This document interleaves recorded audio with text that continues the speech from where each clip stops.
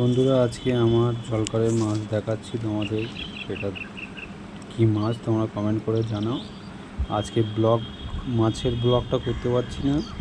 আজকে জলকরে খুবই কম মাছ হয়েছে।